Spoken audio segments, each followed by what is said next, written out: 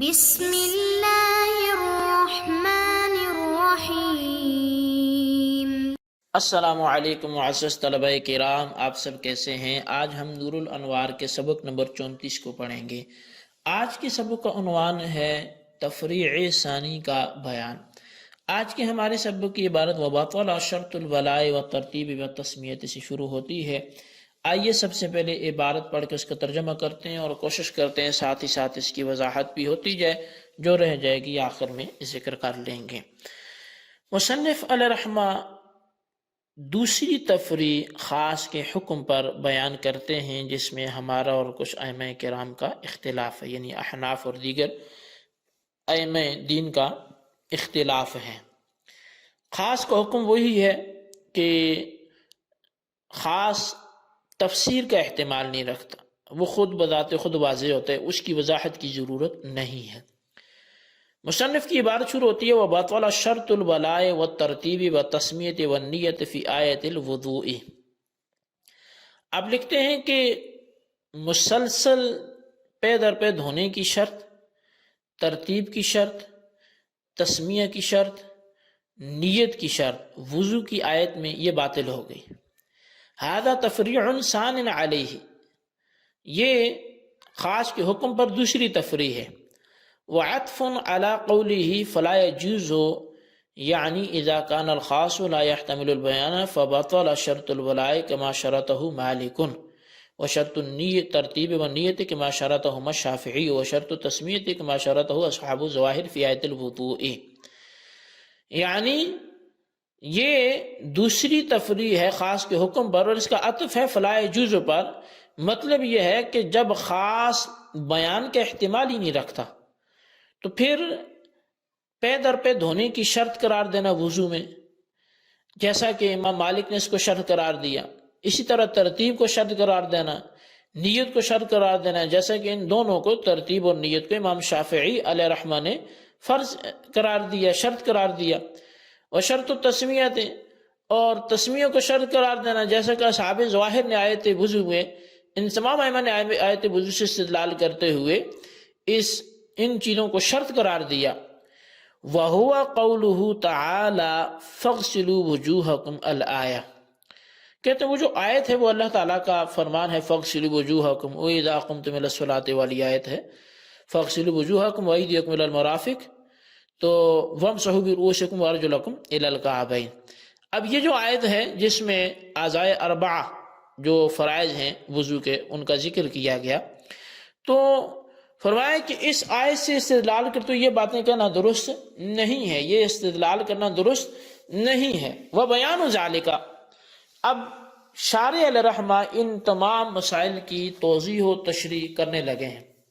فرماتے ہیں اس کا بیان یہ ہے ان مالکا یقول ان الولاء فرض فی الوضوء وهو ان يغسل اعضاءه في الوضوء متتابعا متواليا بحيث لم يجف العضو الاول لمواظبة النبي صلی اللہ علیہ وسلم۔ پہلا جو اختلاف اسی خاص کے حکم پر متفرع ہوتا ہے وہ امام مالک کے ساتھ۔ امام مالک فرماتے ہیں کہ مسلسل پے در پے دھونا وضو میں اعضاء کو یہ فرض ہے، اور مسلسل دھونے کا مطلب پے در پے دھونے کا مطلب یہ ہے کہ وہ وضو میں اپنے اعضاء کو مسلسل لگاتار اس طور پر دھوئے کہ پہلا عضو خشک نہ ہونے پائے کہ دوسرا بھی دھو دے۔ اچھا دلیل کیا ہے؟ کہ نبی علیہ السلام نے اس پر مواظبت فرمائی ہے، ہمیشہ کی ایسی اختیار کی ہے، تو لہذا نبی علیہ السلام کی حدیث فعلی اس پر گویا دلیل ہے۔ وَأَصْحَابُ الظَّوَاهِرِ يَقُولُونَ إِنَّ التَّسْمِيَةَ فَرْضٌ فِي الْوُضُوءِ لِقَوْلِهِ علیہ السلام لا وضوء لمن لم يسمی۔ دوسرا جو اس میں اختلاف آتا ہے وہ اصحاب ظواہر کا ہے، یعنی اسی خاص کے حکم پر کہ خاص تفسیر اور توضیح کا احتمال نہیں رکھتا، تو اصحاب ظواہر اختلاف کرتے ہوئے کہتے ہیں، وہ کہتے ہیں جی کہ وضو میں تسمیہ فرض ہے، یعنی بسم اللہ پڑھ کر وضو کرنا یہ فرض ہے، اور دلیل یہ دیتے ہیں کہ نبی علیہ السلام کی حدیث ہے اس شخص کا وضو ہی نہیں ہے جس نے بسم اللہ نہ پڑھی ہو، تو لہٰذا حدیث سے یہ استدلال ہوتا ہے کہ وضو سے پہلے بسم اللہ پڑھنا فرض ہے۔ تو دو اختلاف ہوگی، ایک امام مالک کے ساتھ جو مسلسل پے در پے دھونے کو فرض قرار دیتے ہیں، ایک اصحاب ظواہر کے ساتھ جو بسم اللہ پڑھنے کو فرض قرار دیتے ہیں۔ والشافعی یقول ان الترتیب والنیۃ فی الوضوء فرض لقول علیہ السلام لا يقبل اللہ صلاة امرئ حتى يضع الطهور في مواضعه ويغسل وجهه ثم يديه۔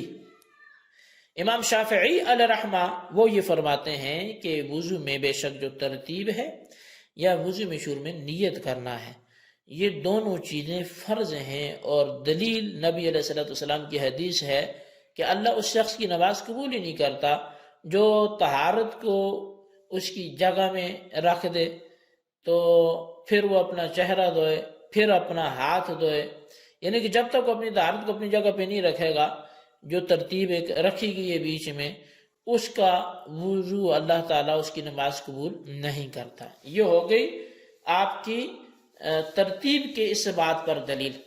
اور پھر فرماتے ہیں کہ وَلِقَوْلِ نبی علیہ السلام کو فرمانا انما الاعمال بالنیات، اعمال کا دار مدار نیتوں پر ہے، والوضوء ایضا عمل فلا یصح بدون نیت، اور وضو بھی ایک عمل ہے تو لہٰذا یہ بھی بغیر نیت کے صحیح نہیں ہوگا، تو اس لیے نیت بھی شرط ہوگی ان کے ہاں، ترتیب بھی شرط ہوگی پہلی حدیث کی وجہ سے، اور نیت شرط ہوگی دوسری حدیث کی وجہ سے۔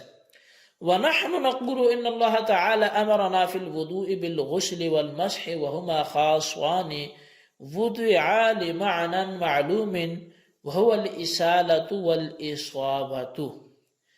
ہم یہ کہتے ہیں کہ بے شک اللہ تعالیٰ نے ہمیں وضو میں دھونے کا اور مسح کرنے کا حکم دیا ہے۔ اچھا، اب یہ دونوں چیزیں خاص ہیں جو ایک معلوم معنی کے لیے وضع کیے گئے ہیں۔ دھونے کا مطلب پانی کا پہنچانا، پانی کا بہانا ہے، اور مسح کا مطلب پانی کا صرف پہنچانا ہے۔ فاشتراط هذه الاشیاء كما شرطها المخالفون لا يكون بیانا للخاص لكونه بینا بنفسه، اور یہ اشیاء شرط قرار دینا جیسا کہ مخالفین نے قرار دی، امام مالک نے جو متابعت ہے پے در پے دھونا اس کو شرط قرار دیا، امام شافعی نے ترتیب اور نیت کو شرط قرار دیا، اصحاب ظواہر نے بسم اللہ کو یعنی تسمیہ پڑھنا اس کو شرط قرار دیا۔ تو پس ان ساری چیزوں کا شرط قرار دینا جیسا کہ مخالفین نے دیگر ائمہ نے شرط قرار دیا، تو یہ خاص کے لیے بیان نہیں بن سکتا، یہ اس کی تفسیر نہیں بن سکتا۔ خاص تو یہ ہے مسح کرو، دھو، اس میں کوئی نیت، کوئی ترتیب، کوئی تسمیہ، کسی بھی اعتبار سے متابعت کا ذکر نہیں ہے، تو لہذا یہ ساری چیزیں اس خاص کے لیے تفسیر اور بیان نہیں بن سکتی، کیونکہ وہ خاص خود ہی واضح ہے، وہ خاص لِكَوْنِهِ بَيَّنًا بِنَفْسِهِ، وہ تو خود بیان ہے، وہ خود واضح ہے۔ فَلَا يَكُونُ إِلَّا نَسْخًا، پھر بھی اگر آپ ان چیزوں سے اس کی وضاحت کرتے ہیں تو پھر یہ تو اس کو نسخ کرنا ہوگا۔ وَهُوَ لَا يَصِحُّ بِأَخْبَارِ الْأَحَادِ، اور قرآن کو نسخ کرنا خبر واحد کے ساتھ یہ تو صحیح ہی نہیں ہے، اور یہ چونکہ صحیح نہیں ہے تو پھر اب اس معاملے کی انتہا یہ ہے، غایتہ ان تراعی منزلۃ کل واحد من الکتاب والسنت، یہاں کتاب و سنت میں سے ہر ایک کی رعایت رکھی جائے۔